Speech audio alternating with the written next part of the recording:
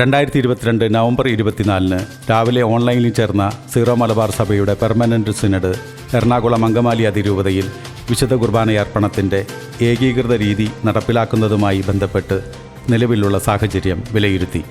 അതിരൂപതയിലെ വൈദിക ആത്മായ പ്രതിനിധികളുമായി നിലവിലെ സാഹചര്യം ചർച്ച ചെയ്യുന്നതിന് മെത്രാന്മാരുടെ ഒരു കമ്മിറ്റിയെ പെർമനന്റ് സിനഡ് ചുമതലപ്പെടുത്തി.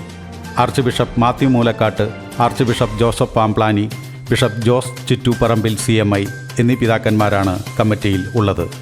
നവംബർ 25 ഉച്ചകഴിഞ്ഞാണ് ചർച്ച ക്രമീകരിച്ചിരിക്കുന്നത്. ഈ പശ്ചാത്തലത്തിൽ മംഗളവാർത്തക്കാലം ആരംഭിക്കുന്നതിന് മുൻപുള്ള വെള്ളി, ശനി, ഞായർ, അതായത് നവംബർ 25, 26, 27 ദിവസങ്ങളിൽ പ്രത്യേകമായി പ്രാർത്ഥിക്കണമെന്ന് സീറോ മലബാർ സഭയുടെ പിതാവും തലവനുമായ കർദിനാൾ മാർ ജോർജ് ആലഞ്ചേരി പിതാവ് ഏവരെയും ആഹ്വാനം ചെയ്തിട്ടുണ്ട്. സാധിക്കുന്നിടത്തോളം പള്ളികളിലും സമർപ്പിത ഭവനങ്ങളിലും ഈ നിയോഗത്തിൽ 1 മണിക്കൂർ ആരാധന നടത്തണമെന്നും മേജർ ആർച്ച് ബിഷപ്പ് അറിയിച്ചു.